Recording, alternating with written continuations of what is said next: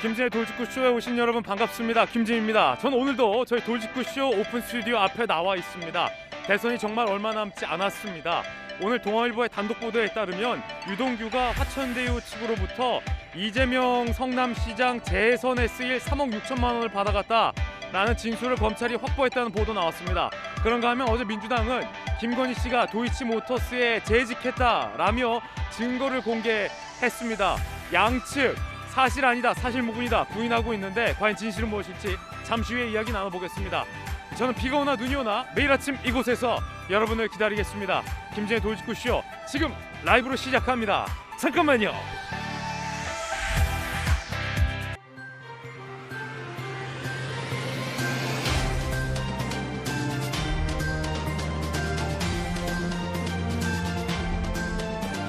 신문 읽어준 남자입니다.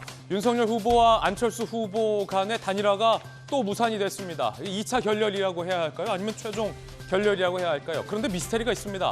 윤석열 후보 측에 따르면 실무자들끼리 만나서 거진 다 합의를 해놨다. 그런데 안 후보가 최종적으로 통보를 했다. 결렬을. 이라고 얘기를 하고 있습니다. 자, 안철수 후보는 어떤 입장일까요? 잠시 후에 이 미스테리한 단일화 결렬 이야기, 뒷이야기 다뤄보겠습니다. 오늘 조간신문 4가지 키워드 준비됐습니다. 먼저 첫 번째 키워드부터 공개합니다. 첫 번째 키워드는 바로 이겁니다. 무산. 역시 단일화 무산이 가장 큰 오늘 정치권 뉴스 중에 하나일 겁니다. 동아일보 5면입니다.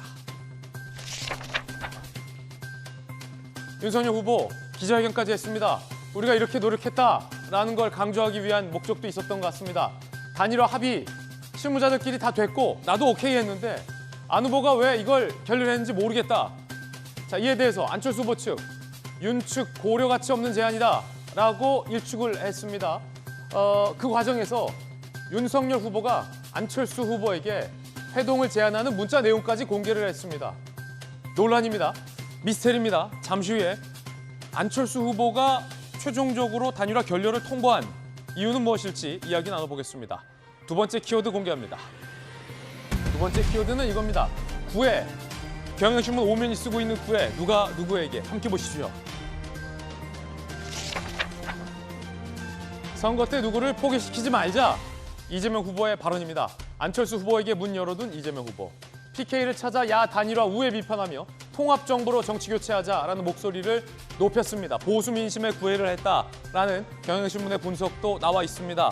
잠시 후에 저희가 최신 여론조사 결과 분석해드리겠지만 이재명 후보와 윤석열 후보의 여론조사 지지율이 정말이지 동일한 숫자로 딱 붙었습니다. 막판까지 알 수 없는 이번 선거 양태입니다. 세 번째 키워드 공개합니다. 세 번째 키워드는 바로 이겁니다. 탄도. 이 와중에 북한은 무엇을 했을까? 무엇을 쐈을까? 한겨레신문 4면입니다. 우크라 전쟁, 대선 이 와중에 북한 28일 만에 또 미사일 발사. 이번에는 아주 고각도로 발사했습니다. 고도 620km까지 치솟았습니다. 정점을 찍고 300km를 비행해서 떨어졌습니다. 28일 말에 북한이 쏜 이번 탄도미사일 유엔 안보리 결의 위반입니다. 청와대는 깊은 유감을 표명했습니다. 이어서 다음 키워드 공개합니다. 네 번째 키워드는 결사항전입니다. 러시아 푸틴이 우크라이나를 침공한 지 수일째 지났습니다. 그런데 우크라이나 젤렌스키 대통령을 중심으로 결사항전을 보이고 있습니다. 한국일보입니다. 자, 러시아가 미사일도 쏘고 전투기도 동원을 하고 장갑차와 탱크와 특수부대까지 동원을 해서 우크라이나를 침공하고 있는데 우크라이나 병사가 러시아 군의 진격을 늦추려고 자폭하는 일이 있었습니다. 그리고 우크라이나 시민이 맨몸으로 러시아의 탱크를 막아선 장면들도 나왔습니다. 우크라이나 국민들이 결사항전에 나서고 있습니다.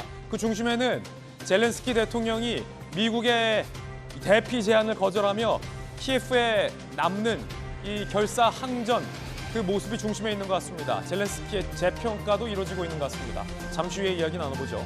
지금까지 신문 읽어주는 남자였습니다.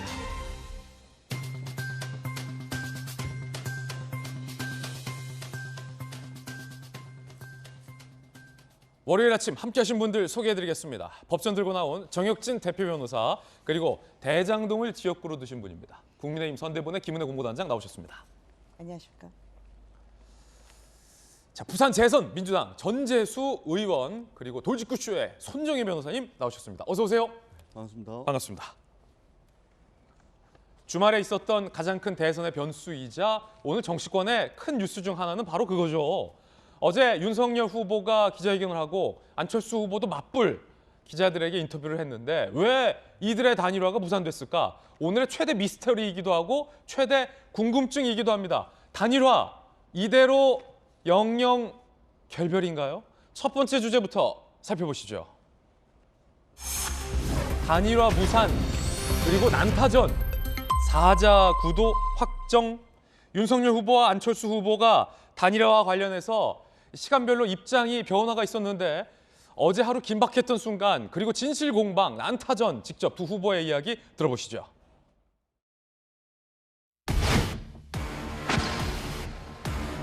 후보님이랑 뭐 단일화 시도를 할 것이다라는 이야기도 나오고 있는데요. 저는 들은 바가 없습니다. 열흘 정도 전에 제안을 했고 거기에 대해서는 철저하게 무시를 당했습니다. 계속 립 서비스만 그렇게 계속 하시는 것은 정치 도의상으로도 맞지 않고 저는 오늘 이 시간까지 안철수 후보와의 단일화를 위해 진실한 마음으로 최선을 다해 왔습니다. 지금이라도 안 후보께서 시간과 장소를 정해 주신다면 언제든지 차를 돌려 직접 찾아뵙고 흉금을 터놓고 얘기를 나누고 싶습니다. 안 후보님의 화답을 기다리겠습니다. 정권 교체를 위한 야권 통합에 저는 희망의 끈을 놓지 않겠습니다. 그리고 오늘 아침에 전해온 내용을 듣고 고려할 가치가 없다. 그렇게 결론을 내린 것이 답니다. 제가 계속 주장했던 것은 국민 경선에 대한 것이었습니다. 어떠한 입장 표명이 없었습니다. 국민 경선을 한다면 여지는 있다고 봐도 되나요? 이제 시한이 종료됐다고 분명히 선언을 했습니다.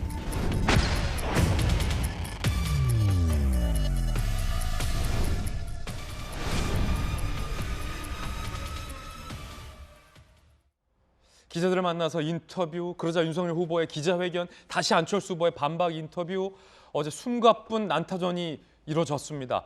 최대 미스테리는 양측에서 후보를 대리해서 대리인들이 협상을 했는데 이게 양 후보에게 보고되면서 이게 결렬됐다. 더 정확히 말하면 윤석열 후보 측은 동의를 했는데 안철수 후보는 방금 들으셨던 것처럼 대리인의 협상을 고려할 가치가 없다라고 단일화 거부를 통보했다라는 겁니다. 왜? 무슨 일이? 무슨 이유에서였을까요? 함께 보시죠. 자, 대리인이 합의했는데 왜 결렬됐을까? 결국 이게 최대 미스터리인 것 같아요. 윤석열 후보 측이 직접 공개한 협상 전말을 보면 윤석열 후보 측 이야기입니다.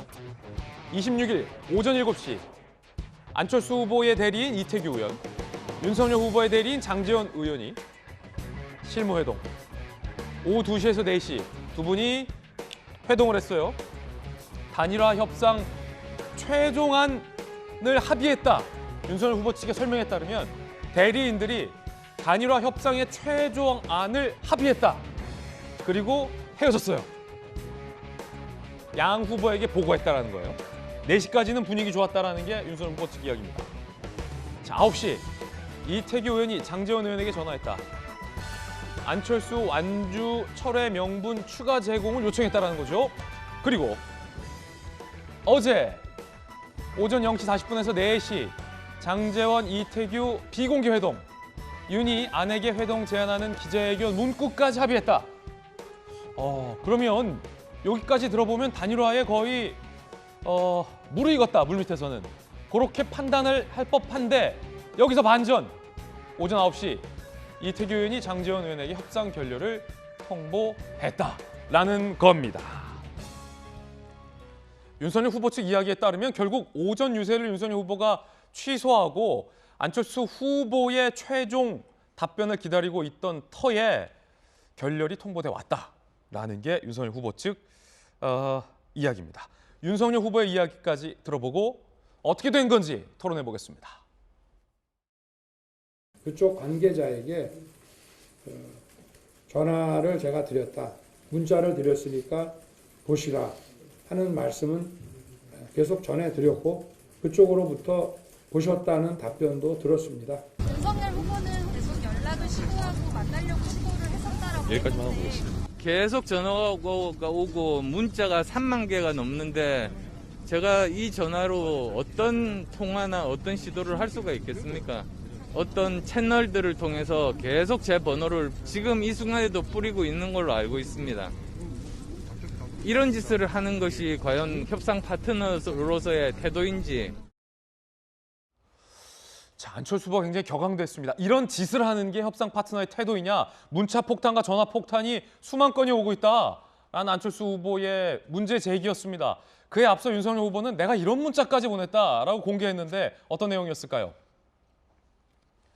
제 진위가 잘못 전달될 것 같습니다. 후보님이나 저나 지금은 오로지 국민만 바라봐야 할 때가 아닌가 싶습니다. 전화 부탁합니다. 윤 후보가 직접 안 후보에게 문자를 보냈다. 굉장히 간곡한 문자죠. 무도한 정권을 몰아내고 정권 교체하려는 안 후보님 생각 저와 일치한다 생각합니다. 진정성 믿어주시기 바라며 안 후보님 편하신 장소에서 만나 뵙기를 다시 한번 제안드립니다. 전화 부탁드립니다. 라고 전화 부탁 문자를 굉장히 길게 2통을 보냈다라고 공개를 했습니다. 이에 대해서 안철수 후보는 문자 폭탄이 너무 많아서 못 봤다라는 식의 기자들을 향한 답변도 있었습니다. 어떻게 된 건지 이야기 바로 들어보겠습니다. 김은혜 의원님. 네. 일단 첫 번째. 장제원, 이태규, 장제원 후보를 대신해서 믿을 만한 대리인 2명이 단일화의 최종 조건까지 다 합의한 겁니까? 저희는 어제 새벽이죠. 두 후보가 만나 뵙는 것만 남았다라고 판단을 했었습니다. 대리인들끼리는 다 합의했다는 거예요? 네, 정권 대리인으로 저희가 국민의당 측으로부터 이야기를 들었기 때문에 당연히 그 안철수 후보님의 의중을 전달받지 않고는 협상을 진행할 수 없는 상황이었죠. 그러면 네. 국민의힘 입장에서는, 공보실장님 입장에서는, 네. 단장님 입장에서는 대리인이 가서 분위기 좋게 다 합의하고 왔다라는 얘기를 보고받았다는 거죠? 예, 왜냐하면 그 문안과 관련해서 서로 상당히 긴밀히 오고 갔었고 어제 새벽에 후보 비서실 쪽에 전화가 다 모두들 안 받았어요. 그만큼 긴박했던 상황이었고 후보도 이 경북 유세가 있었기 때문에 새벽 3시에는 열차를 탔어야 했는데 잠깐 경북 유세에 돌아가지 못하고 계속 서울에서 대기했던 건 이제 협상 타결이 임박했고 안 후보님과의 회동이 머지 않았음을, 물론 그분이 저희에게 사인을 주셔야 하지만 그거를 저희가 직감했기 때문이었죠. 대리인이 다시 만났잖아요. 네. 추가 요구가 있었고. 새벽 0시부터 4시까지. 예, 네. 그래서 최종적으로 윤석열 후보가 안철수 후보에게 같이 만나자, 그리고 기자회견을 어떻게 하자라는 마지막 어떤 형식적인 것까지 이태규, 장제원 2분이 동의를 했다. 이게 지금 윤석열 후보 측의 이야기잖아요. 예, 뭐 물론 이제 국민의당 측에서는 뭐 이태규 의원님이 정권 대리인이 아니었다라고 말씀하시는데요. 아, 이태규 의원이 정권 대리인이 아니었다고요? 네, 국민의당의 안철수 후보님은 그렇게 말씀을 하고 계시죠. 그래서 근데 지난 2월 초부터 3주 가까이 저희가 진행을 해왔었습니다. 근데 먼저 이 정권 교체를 염원하는 국민 여러분들의 바람에 저희가 지금은 부응을 못 해드려서 너무 그게 일단 송구하고 죄송하고요.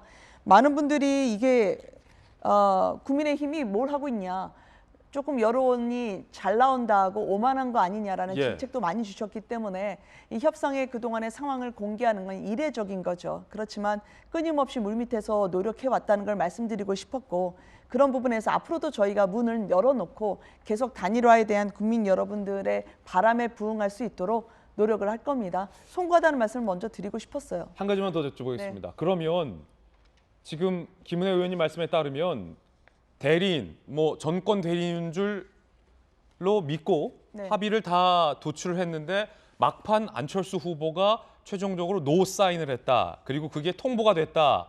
그러면서 단일화가 결렬됐고 윤 후보가 안 후보에게 보낸 문자 메시지까지 지금 공개가 됐고 네. 뭐 문자 폭탄 얘기까지 지금 나온 건데 그러면 국민의힘 쪽에 생각하기에 윤 후보 쪽에 생각하시기에 안철수 후보가 최종적으로 이태규 의원에게 보고를 받고 노 하게 된 이유 뭐라고 보십니까?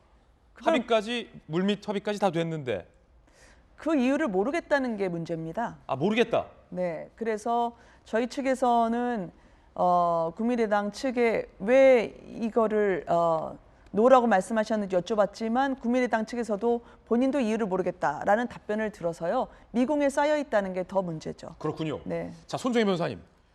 안철수 후보의 얘기, 답변 중에 한 가지 굉장히 감정이 상한 듯한 대목이 있었는데 윤석열 후보가 문자 메시지 공개했잖아요. 우리 CG로 다시 한번 좀 띄워주실까요? 굉장히 간곡하게 전화 주십시오. 전화를 기다리겠습니다. 만납시다라는 2건의 문자 메시지 내용을 공개하니까 안철수 후보 측에서 이런 지시나 하는 게 협상 파트너로서 옳으냐라며 문자 폭탄과 전화 폭탄 이야기를 안철수 후보가 꺼내들었어요. 그러면서 그 와중에 이걸 못 봤다라는 취지의 답변이 있었어요. 이게 무슨 얘기입니까? 문자 폭탄 얘기는 갑자기. 그러니까 문자 폭탄, 전화 폭탄의 일반적인 단일화 문제 때문에 그 단적인 사건 때문에 저런 반응이 나온다고 생각하진 않고요. 예. 축적되고 누적된 불만과 갈등이 지금 표면화되어 있다 이렇게 말씀드릴 수 있는데 안철수 후보나 양쪽 진영 다 모두 진정성과 절실함이 없다.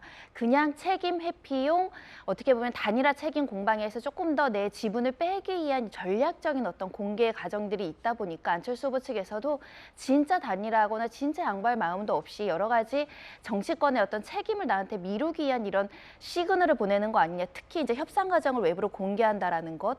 그 전에 이준석 당대표가 관련해서 뭐 이런 뭐 시장이라든가 경기도지사 이름까지 구체적으로 공방을 하면서까지 물밑 협상을 공개하는 것이 좀 예의에 어긋난다 이런 평가가 있었는데 이런 문자를 공개하는 것 역시 그런 일환 아니냐 이렇게 안철수 후보가 인식하고 있는 것 같습니다. 예, 이틀간 윤석열 후보가 안 후보에게 직접 문자를 보냈다. 만납시다. 전화 주십시오. 하지만 안철수 후보로부터의 답장은 없었다. 결국 돌아온 건 최종 결렬 통보만 돌아온 상황에서 지금 국민의힘 쪽에서는 이유를 모르겠다.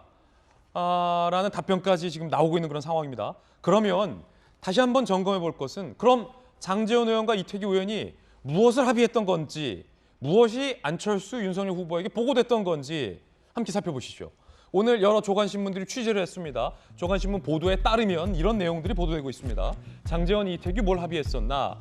안철수 사퇴 후 윤석열 집권 시 가장 크게 눈에 띄는 건 인수위부터 양당이 공동 운영한다는 겁니다. 아시다시피 저도 인수위 출입 기자를 해봐서 잘 아는데 문재인 정부는 인수위가 없었어요. 하지만 그 이전까지의 모든 대통령들은 거의 인수위를 가졌습니다. 삼청동에서. 그래서 인수위를 통해서 어떻게 국정을 운영할 것인지, 정부 구성을 어떻게 할 건지, 내각을 어떻게 채울 것인지에 대한 심도 깊은 논의가 이루어지는데 그만큼 중요한 인수위부터 양당이 공동 운영하자라는 내용의 합의가 됐었다라는 게 오늘 조선일보 보도 내용입니다. 국민당 인사 내각 참여한다라는 걸 보장한다. 대선 후에 합당을 추진한다. 내년에 당대표 선거 안철수 출마 의견을 조율한다라는 꽤 굵직한 내용들이 합의됐었다라는 게 이 조간신문의 보도 내용입니다. 장제원 의원의 이야기는 대통령직 인수위 공동 운영이 향후 공동 정부 구성의 가장 중요한 요소라 판단해 인수위부터 큰 틀 논의하자 했고 윤 후보도 흔쾌히 수용했다. 우리 쪽은 다 오케이로 했다라는 장제원 의원의 이야기도 나왔습니다. 자, 청와대에서 계셨던 전재수 의원님, 인수위를 공동 운영한다는 거는 굉장히 작은 사안은 아니에요. 이 내용이 사실이라면 윤석열 후보 측과 또 이태규, 안철수 후보 측이 굉장히 구체적인 부분까지 논의를 했었구나라는 걸 유추할 수 있습니다. 그런데 안철수 후보가 이걸 안 받아들인 거군요, 결과적으로. 그러니까 저도 뭐 왜 결렬됐는지는 그 국민의힘과 국민의당 일이라서 잘은 모르겠지만 예. 어떻든 단일화 과정을 겪으면서 그동안 단일화 역사가 여러 차례 있었는데 굉장히 이례적인 모습들이 막 지금 벌어지고 있는 거죠. 예를 들면 단일화 과정의 어떤 세세한 아주 구체적인 이야기들, 또 윤석열 후보가 직접 보냈던 문자 메시지까지 저렇게 공개를 하면서 실무자가 아니고 윤석열 후보 본인이 직접 나서서 단일화 과정을 세세하게 시간표까지 제시를 해가면서 이 단일화 과정을 설명하는 것은 굉장히 이례적인 것이죠. 이것은 뭐냐면 결국은 이제 신뢰가 전혀 뒷받침되지 못한 그런 단일화 과정을 겪은 결과가 아닌가 그렇게 생각을 합니다. 그리고 안철수 후보 입장에서는 어제 그 호남에 가서 유세를 하는 거 보니까 윤석열 후보가 후보 자격이 없다. 윤석열 후보를 찍으면 1년 안에 이 손을 자르고 싶을 거다. 이렇게까지 유세를 하는 거 보니까 아니 잠시만요. 안철수 후보가 호남 유세 때 그렇게 얘기했어요? 네, 여기 기사 오전에 나 있는데, 그러니까 윤석열 후보 찍으면 1년 뒤에 손을 자르고 싶을 거다. 이렇게까지 유세 현장에서 유세를 하는 거 보니까 굉장히 강경하게 얘기했네요. 엄청나게 센 발언이죠. 예. 예, 그렇기 때문에 단일화는 이제 사실상 물 건너간 것 같고, 안철수 후보가 보기에는 윤석열 후보로 정권 교체되는 것을 적폐의 교대다 이렇게 이야기할 정도로 정권 교체 이후에 어떤 나라를 만들 것인가에 대한 국가 경영 능력이나 이런 것에 대해서 안철수 후보가 기본적으로 윤석열 후보에게 말하자면 믿음이 없었던 것이 아닌가 그렇게 예. 생각을 하고, 저런 내용으로 합의를 하면 뭐 하겠습니까? 안철수 후보가 2월 13일 날 국민 여론조사 방식을 통한 단일화를 제안을 했는데 예. 그 내용은 없고 저 내용으로 이제 합의를 하는 것은 결국은 이제 후보직을 사퇴하라 하는 것을 전제로 한 거 아닙니까? 네. 그 측면에서 안철수 후보의 동의를 얻어내지 못한 것으로 이렇게 그렇군요. 판단이 됩니다. 안철수 후보가 네. 윤석열 후보에게 단일화를 하자라고 제안을 했는데 이제는 윤석열 찍으면 손가락을 어떻게 하고 싶다. 굉장히 입장이 드라마틱하게 변한 것 같은데 김은혜 의원님. 드라마틱하죠. 근데 그게 어제 안철수 후보가 한 말이 아니었어요. 이거는 팩트는 체크해드려야 될 것 같아서 지난 22일 울산에서 안철수 후보가 했던 말이었죠. 20일. 22일 그거를 가장 반색하면서 끌어올리신 분이 정청래 의원이시고, 예. 그래서 민주당은 이런 발언에 화색이 도실지 모르겠지만 이런 단일화 과정에서 나왔던 말이 아니었기 때문에 이거는 꼭 정정해드리고 싶었습니다. 제일 오늘 사실 확인을 해보고 싶었던 게 아까 조선일보 보도 내용 좀 다시 한번 띄워줄 수 있나요? 이 내용이 사실인지 여부가 좀 일단 체크를 하고 제가 후속 질문 드리겠습니다. 네. 장제원 의원과 이태규 의원이 여기까지 합의했었다. 다시 말해서 윤석열 후보가 줄 수 있는 거에 네. 대해서 윤 후보는 오케이 했다는 거잖아요. 이거 사실입니까? 인수위 때부터 안철수 후보 측이 공동 운영하고 국민의당이 굉장히 많지는 않은데 현역 의원이 3명이잖아요. 인사가 내각에 참여하는 걸 보장하고 합당을 하고 안철수 후보를 당대표 선거에 출마할 수 있게끔 조율해 준다는 걸 윤석열 후보까지 다 오케이하고 합의했었다라는 이 보도가 사실입니까? 민감한 사안이기 때문에 제가 일일이 상세한 내용은 말씀드리지 못하는데요. 또 안철수 후보 측도 있기 때문에 저희가 국민의당의 입장이 있어서 말씀 못 드리지만 네. 사실 원칙선에서 보면 크게 놀라운 일은 아닙니다. 왜냐하면 공동정부라고 하는 건 통합과 화합의 정치를 표방해온 윤석열 후보로서는 당연히 가야 할 길이었고요. 그 공동정부를 하다 보면 양당에서의 인사가 내각에 참여할 수 있겠죠. 또 안철수 후보의 미래를 위한 도전도 다시 열릴 수 있고요. 인수위 같은 것도 마찬가지죠. 상당히 인수위가 힘들지만 공동정부라고 하면 서로 50대 50으로라도 함께 인수위 운영을 한다는 거는 예. 사실 상식선에서 보면 놀라운 일이 아닙니다. 우리의 입장은 그렇다 하더라도 또 국민의당 입장에서도 함께하고 우리와 합당을 하는 건 작년에 저희가 서울시장 재보궐선거 이후에도 추진을 하지 않았었나요? 그런 면에서 보면 정권 교체를 위해서 미랄이 되겠다 하는 안철수 후보 입장에서는 굳이 그거를 거절할 수 없는 사안일 수도 있다고 저는 생각해요. 소위 줄 수 있는 건 다 주겠다라고 밝혔다는 겁니까? 준다기보다는 서로 함께 길을 걷는다면 당연히 나눌 수밖에 없는 그런 연대의식에서 나오는 그런 서로의 합의가 가능한 문구들이었죠. 그렇기 때문에 국민의힘에서는 왜 안철수 후보가 거절했는지 모르겠다라는 반응이 나오고 있는 것 같은데, 앞서서 안철수 후보의 발언 중에 좀 힌트를 좀 찾자면 내 국민 여론조사 경선 방식을 끝끝내 윤석열 후보가 안 받아들였다라는 얘기가 있었어요. 혹시 이게 이유였을까? 그런데 윤석열 후보와 안철수 후보 이 여론조사를 두고서 서로 다른 이야기를 하고 있습니다. 일종의 진실 공방인데 내용 살펴보시죠. 야, 이거 어렵네요. 장제원 의원의 얘기에는 아니 그럴 거면 얘기하지. 여론조사는 실무협상 때 실컷 여론조사 경선 얘기 나온 적 없었다. 그러고 나서 이제 와서 여론조사 얘기하냐? 라는 반응.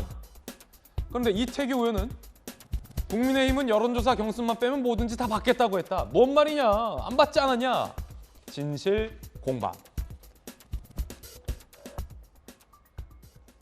정혁진 변호사님. 네네. 양측의 얘기가 참 다른 지점이 요 대목. 결국 유축컨대 안철수 후보 입장에서는 이 국민 여론조사 경선을 안 받는구나. 그러면 단일화의 의지가 없다라고 판단했지 않았을까. 반면 미스테리는 장재현 의원과 윤석열 후보 측 입장에서는 아니 실무협상 때 여론조사에 여자도 안 꺼내고 무슨 말이냐. 황당하다라는 반응.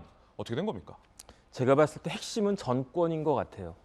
왜냐하면 합의안은 아마 있었던 것 같고 합의안 자체가 없었으면 안철수 후보 측에서 훨씬 더 강력하게 반발했을 것 같은데 지금 여러 매체를 통해서 나오는 합의안 내용 정도는 합의가 있었던 것 같은데 문제는 뭐냐면은 장제원 의원하고 이태규 의원에게 과연 그런 것들을 합의할 수 있는 전권이 있었던 것인가. 장제원 의원은 있었던 것 같고요. 예. 근데 이태규 의원은 있었던 거라고 그 윤석열 후보 측에서는 생각을 했었던 것 같은데 이제 뒤늦게 안철수 후보가 그건 내가 전권 준 게 아니었다라고 이야기를 하니까 중간에 이 사실을 정확하게 밝힐 사람은 이태규 의원이 아닌가 싶고 그런데 저는 3월 20일 날 안철수 후보의 그 회견문 그 철회 회견문에 답이 있다라고 봅니다. 아 그래요? 그거 제가 이제 꼼꼼하게 봤는데요. 네. 한 3,375자 정도 되더라고요. 글자 수를 셌군요. 거기 이제 컴퓨터에 이제 다 나오니까 예. 뭐 제가 직접 센 건 아니고 그런데 거기 어떤 표현이 있냐면 단일화는 고육지책이다라고 안철수 후보가 이야기를 해요. 그러니까 본인은 하고 싶지는 않은데 어쩔 수 없이 해야 된다. 그런데 중요한 것은 단일화에 대한 개념이 국민의힘과 국민의당, 국민의라고 하는 세 글자는 똑같지만 결정적인 차이가 있는 것이 국민의힘에서는 단일화는 안철수 후보의 사퇴를 이야기하는 것인데 그 안철수 후보는 단일화라고 하는 것을 경선으로 보는 거죠. 아하. 컴피티션으로. 그다음에 더군다나 안철수 후보가 그 회견문에 어떻게 쓰고 있냐면은 묻지마 정권 교체는 정권 교체가 아니다라는 식으로 쓰고 있거든요. 예. 그렇게 따지면은 본인으로 정권 교체가 되지 않는 이상은 정권 교체나 정권 유지나 연장이나 똑같다라고 안철수 후보는 생각하는 것이 예. 아닌가. 그다음에 결정적으로 어떤 표현이 있냐면요. 실력과 비전과 도덕성과 절제와 명예가 있는 사람이 누구냐. 그 윤석열 후보는 아니고 바로 나 안철수다. 이런 표현들이 있기 때문에 결국은 단일화는 여러 사람들이 원하고 또 해야 되는 것 같이 보이니까 한번 시도는 했지만 내심은 안철수 후보한테 그렇게 단일화에 대한 의지는 없었지 않나. 어허. 저는 그 생각이 듭니다. 정혁진 변호사의 어떤 개인 의견 들어봤습니다. 안철수 후보에게 단일화의 어떤 진정성은 없었던 것 같다라는 개인적 관측이에요. 분석이에요. 뭐 알 수가 없습니다. 단정할 수 없습니다. 여러분들은 어떻게 생각하십니까? 아시는 분이 있으면 저한테 이유 좀 알려주십시오. 왜 이 단일화 협상이 결렬됐을까? 상당히 궁금합니다. 여론조사 몇 가지 보고서 이야기 이어가겠습니다. 과연 이 단일화가 대선 전에 이루어질 수 있을까요? 아니면 단일화는 아예 물 건너간 걸까요? 아니 어쩌면 원점으로 돌려보죠. 단일화를 꼭 해야 할까요? 단일화가 효과가 있을까요? 이 같은 많은 궁금증들이 듭니다. 이 질문들 최고의 패널들에게 직접 물어보겠고요. 그 전에 이 여론조사를 봐야 그 질문에 대해서 이해가 될 것 같습니다. 제가 직접 대형 미디어월 앞에 나가서 여론조사 결과 브리핑해드리겠습니다. 저와 함께 이동하시죠. 대선 막판 과연 여론의 향배는 어떻게 변화했을까? 지금 이 시점, 대선이 불과 얼마 남지 않은 이 시점에 과연 여론의 민심은 어떨지 김진애 돌직구쇼에서 여론조사 정확하게 파악할 수 있습니다. 제가 대형 미디어월에서 소개해드리죠. 대선 D-9, 9일밖에 남지 않았습니다. 사전투표 이번 주 주말이에요. 사실 일주일도 안 남은 겁니다. 따지고 보면. 3가지 여론조사 결과를 저희가 집대성 총망라해봤습니다. 결론부터 말씀드리죠. 이재명 후보와 윤석열 후보 초접전. 누가 앞선다라고 말할 수 없는 상황. 바로 살펴보겠습니다. 한국리서치, 서던포스트, 한국갤럽 여론조사 결과 3가지 준비했는데 한국리서치 이재명 39.8, 윤석열 39.8, 소수점 첫째 자리까지 한국리서치 결과 일치했습니다. 39.8 대 39.8. 이게 대선 9일밖에 남지 않은 오늘 저희의 보도 내용입니다. 와, 이거는 알 수가 없어요. 39.8 대 39.8. 서던포스트도 마찬가지입니다. 40.0 이재명, 40.4 윤석열, 소수점 첫째 자리. 한국갤럽 37.2 이재명, 윤석열 42.3 결과를 나타내고 있습니다. 심상정 후보와 안철수 후보의 지지율은 이렇습니다. 자, 그런가 하면 과연 단일화를 했을 경우 어떻게 판세가 흘러갈지에 대한 여론조사입니다. 앞서 제가 근본적인 질문부터 좀 되돌아가 보자라고 말씀드렸는데 야권 단일화해도 이재명과 박빙이다라는 겁니다. 윤석열 단일화 시 이재명 후보 40.4, 윤석열 후보 44.8. 안철수 단일화, 이재명 38.3, 안철수 41.9라는 거죠. 단일화를 해도 결정적인 한 방은 아닐 것이다 라는 해석들도 현재 나오고 있는 상황입니다. 결국 앞선 여론조사 결과를 보더라도 지금 여론조사 결과를 보더라도 김은혜 단장님, 네. 제가 돌직구 질문 하나 드릴까요? 단일화를 안 해도 박빙, 단일화를 해도 박빙. 굳이 단일화를 해야 할까? 많은 국민들 궁금해하실 겁니다. 단일화에 대해서 지난 6개월간 여론조사에서 변하지 않는 사실이 있었죠. 국민 여러분의 50% 이상은 반드시 단일화해서 정권 교체를 하라라는 그런 여망이 있었다는 거죠. 정권 교체 여망이 50% 넘는 상황에서 저희가 할 수 있는 일은 3월 8일까지 안철수 후보와의 단일화에 대해서 저희가 문을 열고 기다리고 노력하는 거고요. 그리고 그 부분에 대해서 저희가 이게 유리할까 불리할까 계산하지 않습니다. 유불리를 계산하는 순간 저희는 이재명 후보와 똑같이 된다고 생각하기 때문입니다. 유불리를 생각하지 않고 국민들의 열망을 보답하는 차원이다. 전재수 의원님은 어떻게 보십니까? 네. 이 여론조사 결과상 단일화를 해도 단일화 안 해도 이재명 후보와 야권 단일 후보 간 혹은 단일화를 안 할 경우에도 윤석열 후보와 이재명 후보 간은 상당히 초접전 양상이네요. 뭐 정치하는 정당에서 또 정권의 획득을 목적으로 하는 정당에서 정치적 유불리를 따지지 않고 단일화를 한다라는 것은 이제 말이 안 되는 것이죠. 예. 그것은 이제 정치하는 집단이 아닌 것이죠. 그런 측면에서 뭐 민주당이든 국민의힘이든 단일화와 관련해서는 유불리를 당연히 따질 수밖에 없는 것이고, 그러한 유불리 차원에서 국민의힘이 그리고 국민의당이 윤석열 후보, 안철수 후보 사이에 단일화 과정이 진행이 됐던 것이고요. 다만 지금 이 국면은 뭐냐면 결국은 단일화 실패에 대한 책임을 누구에게 돌리느냐라는 측면에서 어제 안철수 후보가 상당히 좀 모욕적이었겠다. 왜 그러냐면은 윤석열 후보가 직접 나와가지고 단일화 논의 과정의 시간표까지 공개를 하면서 아주 세세하게 설명을 했거든요. 사실은 이것은 협상 파트너로서 설사 단일화 협상이 결렬이 됐다 하더라도 그렇게 구체적인 부분까지 그리고 문자 메시지까지 공개하는 것은 사실은 이제 정치 도의상 별로 맞지 않는 것이죠. 예. 그리고 단일화 역사에서도 이런 그 상황들은 거의 없었다. 이런 이제 좀 생각이 들고요. 네. 가장 중요한 문제는 결국은 윤석열 후보가 그 안철수 후보와 여론조사 방식을 통한 단일화를 했을 경우에 과연 단일 후보가 될 수가 있느냐에 대한 확신이 윤석열 후보에게 없었다라고 밖에 볼 수가 없는 것이죠. 경쟁력에서는 윤석열 후보가 압도할지는 몰라도 대선 후보, 그 야권 단일 후보 적합도 조사에서는 안철수 후보가 앞서는 여론조사가 많이 나왔지 않습니까? 결국은 이제 타이밍을 실기를 한 것 같고 그런 측면에서 이 단일화 과정이 이제 결렬된 것으로 그렇게 보여집니다. 지금 민주당 전재수 의원님의 전망은 단일화는 이제 완전 결렬된 것 같다라는 의견인 것 같고, 국민의힘 김은혜 의원의 전망은 국민들의 열망을 끝까지 받아들여 단일화를 시도하겠다라는 입장입니다. 과연 이거 단일화 진짜 어떻게 될까요? 단일화가 될까요? 단일화가 안 될까요? 단일화 성사 여부가 이번 대선에 과연 큰 영향을 미칠까요? 안 미칠까요? 모든 것이 다 알 수 없는 상황이 돼버린 것 같습니다. 잠시 후에 뉴스 속보 나오면 계속해서 전달드리도록 하겠고요. 이번엔 저희가 준비한 두 번째 이야기를 시작하겠습니다. 주제 공개합니다.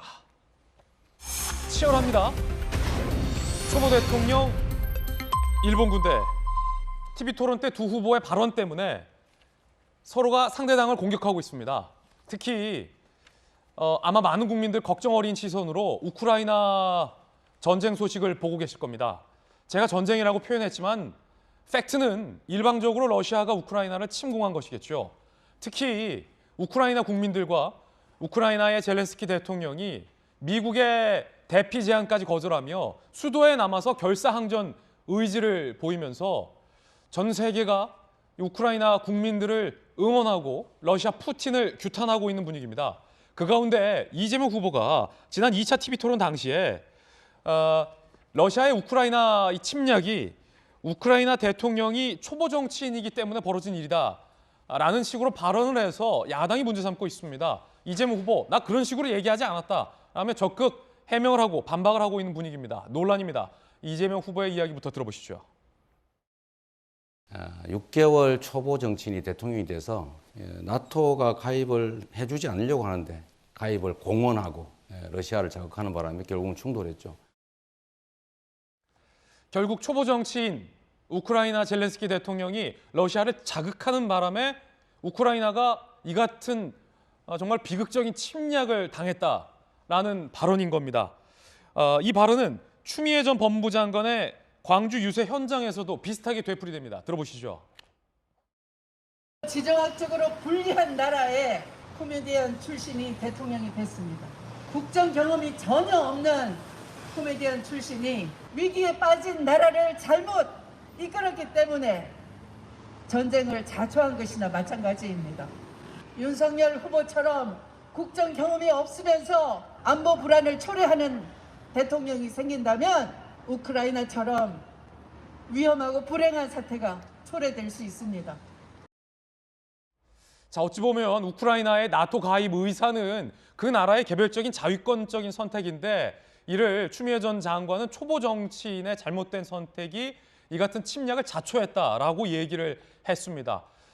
이 발언의 문제 제기는 야당이 먼저가 아니었습니다. 국내외에서 이재명 후보의 발언이 거센 비판을 맞게 됐습니다. 함께 보시죠.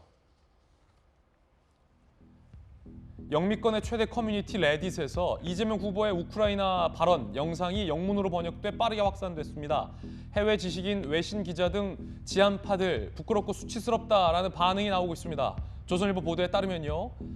해외 누리꾼들의 댓글을 보면 이렇게 보도되고 있는데 히틀러의 침공이 폴란드 잘못이고 일본의 침략이 한국 잘못이라는 말이냐라는 댓글이 실제로 달렸고 그가 대통령이 된 후 북한이 쳐들어왔을 때 한반도에 남아있을까라는 댓글도 있었다라는 보도가 나옵니다.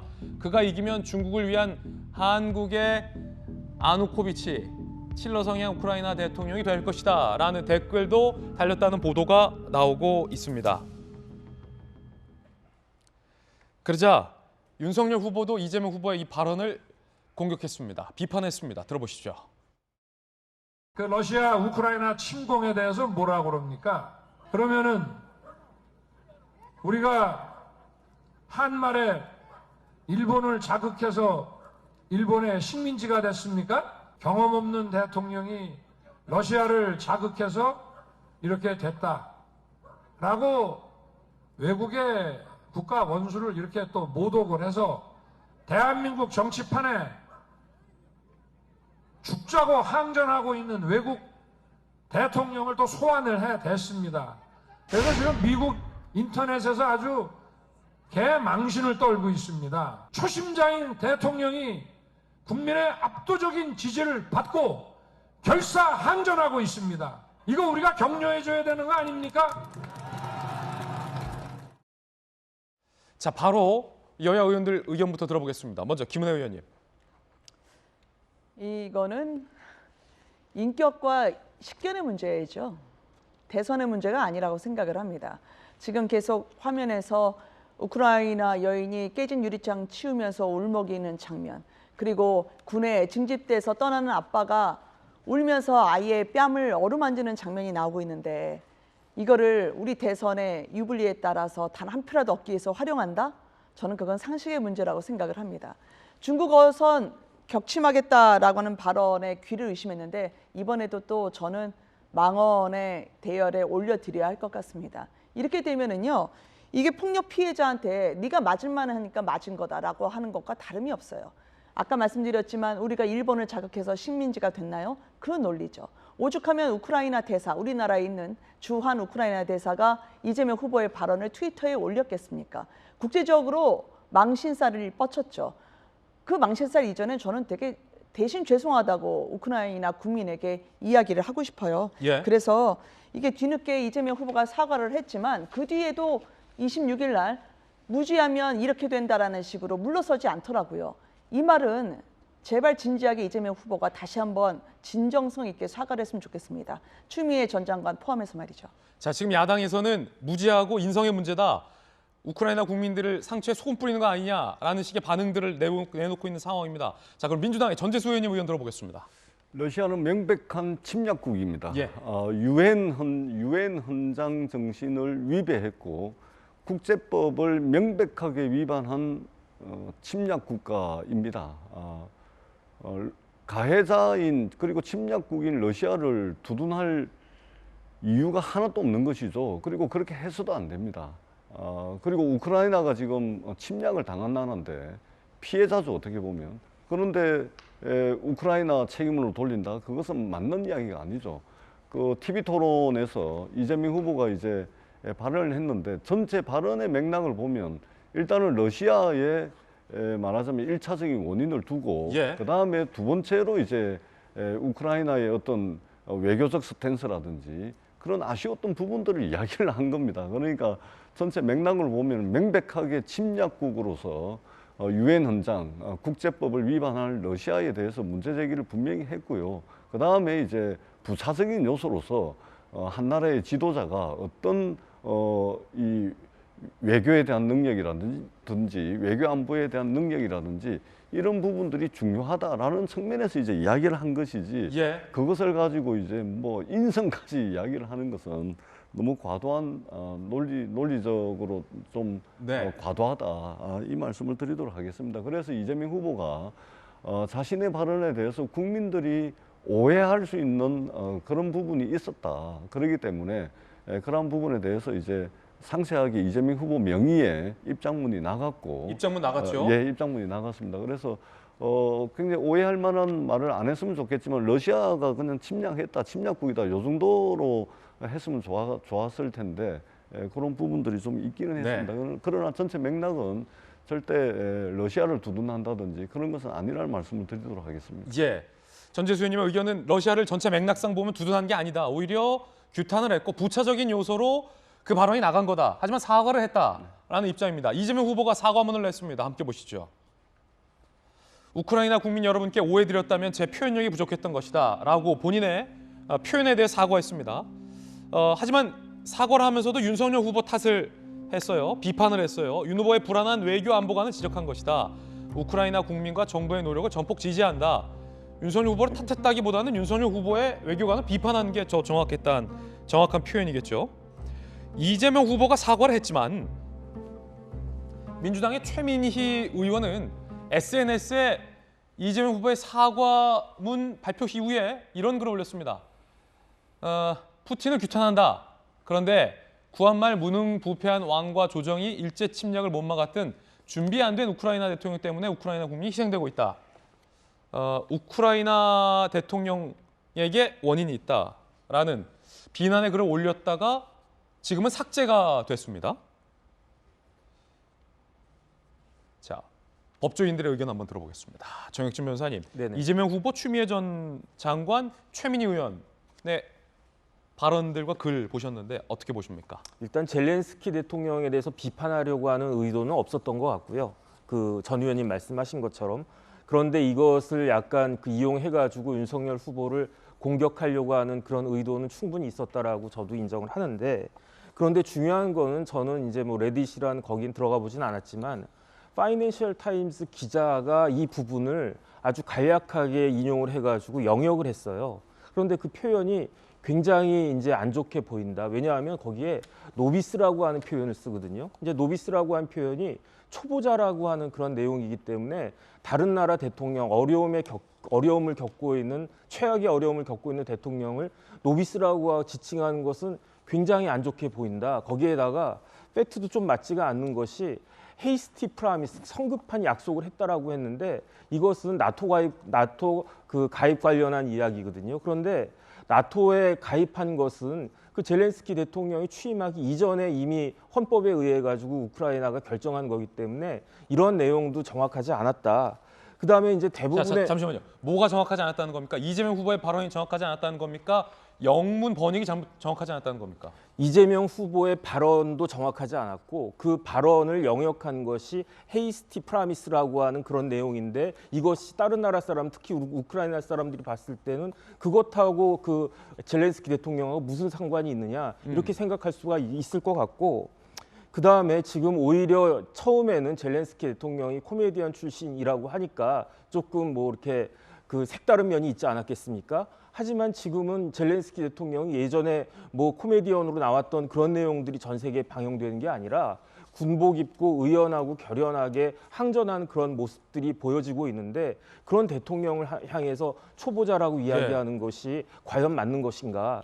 그다음에 결국은 이제 다시 이재명 후보한테 돌아오면 이재명 후보가 이렇게 그 비유를 한 것이 윤석열 후보가 외교적인 경험이 없다라고 하는 것을 비판하기 위한 것으로 판단이 되는데 오히려 저런 이재명 후보의 발언이 외교적으로 우리나라의 격을 뭐 높이는 것인가 저는 그렇게 생각이 안 되거든요. 그래서 그런 부분들에 있어서도 이번 그 발언은 상당한 실수가 있었던 것이 아닌가 저는 그렇게 생각이 됩니다. 정익진 변호사님 의견 들어봤습니다. 그런가 하면 민주당에서는 윤석열 후보의 2차 TV 토론 당시에 일본군 발언을 문제 삼고 있습니다. 들어보시죠. 사드 3불이라는 게 지금 한미일 군사동맹이고요. 하나는 미국 MD에 참여하는 거고 하나는 사드 배치인데 지금 한미일 군사동맹 참여해서 유사시에 뭐 일본이 한반도에 개입하게 하실 생각은 아니실 거 아니에요? 거기까지는 상황에 아직 그런 것을 가정할 수 없지만 우리가 북핵이 점차 고도화돼서 굉장히 위협 강도가 강해지게 되면은 사드를 추가 배치할 수 있다고 제가 말씀을 드렸고 그리고 한미 미사일 협력이 더욱 강화돼야 될 필요는 있습니다만은 한미일 우리와 일본 사이에 군사 동맹까지 가야 되는지는 아직 뭐 그런 상황까지 오지 않았기 때문에 그러나 그걸 안 한다고 우리가 중국에 약속할 필요는 없지 않나 이렇게 생각합니다. 한미일 군사동맹도 검토하시는 거예요, 그러면? 가정적인 상황이니까 지금은 그런 얘기할 때는 아니라고 생각합니다. 한미일 군사동맹을 하면은 유사시에 절대 안 하실 겁니까? 그렇죠. 유사시에 한반도에 그러니까 일본이 개입하도록 허용하는 건데 그거 그렇죠? 하시겠습니까? 저게 한미일 동맹이 있다고 해서 유사시에 들어올 수도 있는 거지만 꼭 그걸 전제로 하는 동맹. 그럼 미국 MD는? 자, 이 발언을 이재명 후보가 문제 삼은 건데 손정혜 변호사님, 이재명 후보 측, 민주당 측의 문제 제기는 어떤 내용입니까? 일단 대선 토론에서 실점하지 않는 게 굉장히 중요하다라는 것을 양 후보의 발언을 통해서 이제 확인할 수 있다라는 점을 지적해드리고요. 민주당에서는 지금 한미일 동맹이라는 것은 상정하기가 어렵고 보통 이제 일본과의 관계를 안보 협력 국가라고 이제 지칭을 하는데 너무 확장해서 그 동맹이라는 표현을 나간다는 것은 우리가 사실 일본에 대해서 민감한 부분이 있죠. 일본은 2차 세계대전의 침략국으로서 어떤 군대를 어떤 군력을 증강하는 것이 한국이 피해를 줄 수 있다라는 여러 가지 우려 때문에 실질적으로 헌법에서도 자위권 이상의 군대를 만들 수가 없습니다. 근데 이 사실을 상정해서 일본의 도움을 받을 수 있고 한미일 동맹이 있다라고 한다면 이건 굉장히 우리나라에게는 마이너스이고 일본에는 듣고 싶어하는 이야기를 해준 거나 다름없기 때문에 이것은 안보 문제에 있어서 조금 지나치게 경솔한 거 아니냐라는 게 민주당의 지적일 수 있는 것이고요. 그러다 보니까 외교 안보에 이 첨예하고 예민한 부분을 제대로 이제 인식하지 못하고 실현한 거 아니냐라는 비판이 가해지고 있는 것이고 시점상 또 이제 3.1절이 바로 내일이지 않겠습니까? 그런 면에 있어서 부적절했다라는 지적이 따르고 있는 겁니다. 그렇군요. 이재명 후보의 이야기 직접 한번 들어보겠습니다. 윤석열 후보 발언에 대한 이재명 후보의 육성입니다. 제가 흉을 보자는 게 아니라 정말 심각한 문제다. 전쟁의 위험을 유발할지도 모르는 그런 얘기들을 막 해놓고 아니면 그만이고 일본 문제 결코 지금 3월 1일이 얼마 남았다고 저 같으면 또 유관순 선생 미안해서라도 그런 말 못할 것 같아요. 자, 민주당과 이재명 후보에서는 윤석열 후보의 일본군 한반도 개입 이 발언을 문제 삼고 있습니다. 유관순 선생한테 미안했어도 그런 말 못할 것 같다라는 이재명 후보의 비판도 있습니다. 국민의힘에서는 이에 대해서 어떻게 반응했을까요? 권영세 본부장입니다. 설령 한미일 동맹을 하더라도 한반도 유사시에 일본이 한반도에 들어와서는 안 된다는 얘기였다. 이를 두고 이재명 후보 측이 윤 후보가 한반도에 일본군이 진주할 수 있다는 취지로 발언했다고 주장하는 것은 조작 선동이자 추악한 정치 공작이다. 허위사실 공포에 대해 즉각 사과하기 바란다. 그렇지 않으면 법적 처벌을 면키 어렵다는 점을 경고한다. 여야 의견 바로 들어보겠습니다. 먼저 전재수 의원님. 그리고 우리가 조금 전에 권영세 본부장 말씀을 들었지만 그 우크라이나 관련한 발언에 대해서 이재명 후보가 국민들께서 또는 우크라이나 국민들께서 오해할 수 있는 발언을 했다 해서 입장문을 직접 내고 그런 사과의 말씀까지 드렸죠. 근데 마찬가지로 윤석열 후보 조금 전에 영상을 보셨지만 유사시에 일본이 들어올 수도 있다라는 발언은 윤석열 후보 입을 통해서 나왔지 않습니까? 그것이 단정적 표현은 아니었지만 그러나 많은 언론과 또 이런 문제를 제기를 하고 있는데 이 윤석열 후보 캠프의 자세와 태도는 어떠냐면 매번 저런 식이에요. 뭔가 문제가 되고 뭔가 이 실언을 했다 그러면 그 실언에 대해서 어떻게 대처하는가 이것이 굉장히 중요한 것인데 이재명 후보가 상당히 이제 상반되는 그런 자세와 태도를 보이고 있는 것이죠. 분명히 이야기했음에도 불구하고 그것이 정치 공작이다. 이 정치 공세다. 그러니까 그거 중단하지 않으면은 법적 조치를 취하겠다. 지금 법적 고발을 하겠다는 겁니다. 아니 법적 조치를 하는 것이 아니고 소상하게 이렇게 저렇게 된 것이다라고 소상하게 설명을 하고 오해할 수 있는 표현이 있었다면 죄송하다 이렇게 이야기를 해야 되는 것이죠. 그런데 법적 조치를 이야기를 합니다. 어떻게 저게 유사시에 들어올 수 있다는 표현으로 분명히 들리지 않습니까? 그리고 한미일 군사동맹에 대해서는 진보 보수 여당 야당을 막론하고 그 반대를 하고 있습니다. 우리나라는 왜 그러냐면 유사시에 전쟁이 한반도에서 나게 되면 당연히 일본군이 우리나라에 들어올 때는 우리나라의 동의를 받아야 됩니다. 그런데 일본이 주장하는 건 뭐냐면 한반도에 전쟁이 나면 남한에는 남한 정부의 동의를 받아야 되니까 불가능하니까 북한에 자기네들이 상륙하겠다. 그럼 북한은 남한 땅이 아니니까 북한에 우리 일본군이 들어가는 것은 괜찮지 않냐. 일본이 지금 그렇게 받아들이는 거거든요. 그런데 우리나라 헌법에는 북한 땅도 우리 땅으로 돼 있는 겁니다. 그런데 일본은 그거는 남한 땅이 아니니까 북한에 상륙해가지고 북한 땅으로 들어가는 것은 괜찮다. 이렇게 주장을 하기 때문에 진보 보수 여당 야당을 떠나서 일본이 식민지 지배에 대해서 진정한 사과도 안 하고 있고 지금도 독도가 자기네 땅이라고 주장하고 있는 상황에서 그것이 북한 땅이라 하더라도 그쪽으로 한반도로 일본군이 진입하는 것을 허용할 수가 없는 거거든요. 그렇기 때문에 한미일 군사동맹이 안 되는 겁니다. 그런데 유사시에 가능하다 이렇게 이야기를 해놓고 이것이 문제가 되니까 법적 조치를 하겠다는 겁니다. 저는 이것은 정말 온당한 자세가 아니다. 차라리 소상하게 설명을 하고 사과드리는 것이 맞다 이렇게 말씀을 드리겠습니다. 자, 이번에 김은혜 의원님. 아마 민주당은 이번에 또 대목이 섰다, 장이 섰다고 생각을 하시는 것 같아요. 재작년이죠. 총선 때 보면 이제 한일전으로 재미를 보셨죠. 이번에도 이제 3.1절 앞두고 있으니까 반일 감정을 한번 어떻게 이용해보자 생각하시는데 그렇게 갈등과 분열을 먹는 정치는 오래가지 못합니다. 대선에서 국민 여러분들이 판단하시고 심판하실 거라고 생각을 하는데요. 한미일 군사동맹에 대해서는 거기까지는 아직 안 간다 얘기했죠. 그리고 유사시에 일본군 개입, 그거 전제로 하는 것도 아니다라고 윤석열 후보가 이야기를 했음에도 불구하고 이재명 후보가 바로 다음 날 아주 신속하게 자위대가 우리나라에 들어오는 걸 윤석열 후보가 얘기했다는 식으로 말씀을 하셨죠. 이런 침소봉대로 어쨌든 다시 한번 대선을 한일전으로 치러보겠다 짜깁기를 하시는 거 더 이상 국민들이 속지 않으실 거라고 생각을 합니다. 특히 우크라이나 말씀을 하시길래 제가 덧붙이자면 이재명 후보가 사과를 했다 하더라도 그 뒤에 오늘까지도 민주당의 우상호 본부장이 우크라이나 대통령이 미숙한 건 사실이다라는 취지로 얘기했는데요. 늘 민주당의 사과를 보면 이재명 후보까지 꼬리가 길어요. 남 탓을 하면서 빠지시죠. 깔끔하게 정치하셨으면 좋겠습니다. 자, 여야 의견 들어봤습니다. 제가 짧게 한 말씀. 그러면 김은혜 의원께 또 드립니다. 그럴까요?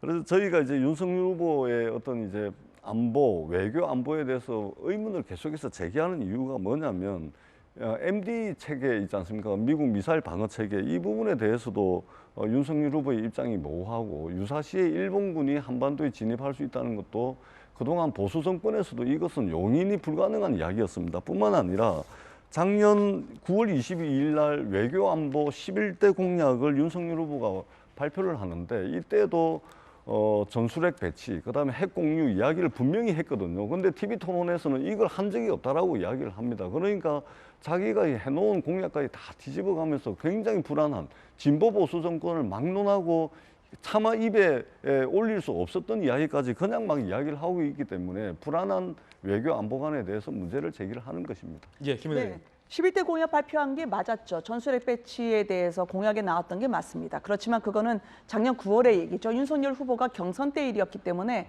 내부에 우리 당의 후보로 결정되고 나서는 그 부분을 삭제하자고 했고 윤석열 후보도 이 부분을 경선 TV 토론 과정에서 전술핵 배치에 대해서는 분명히 아님을 표명한 바가 있습니다. 전재수 의원님과 할 때는 좀 날짜에 대해서 서로 팩트 체크를 좀 챙겨야 되겠네요. 예. 네. 여야 의견 들어봤습니다. 심상정, 안철수 후보의 이야기도 한 대목씩 들어보고 오늘 사실 굉장히 뜨거운 뉴스 저희 동아일보가 단독으로 보도한 내용 보도 이어가겠습니다. 들어보시죠.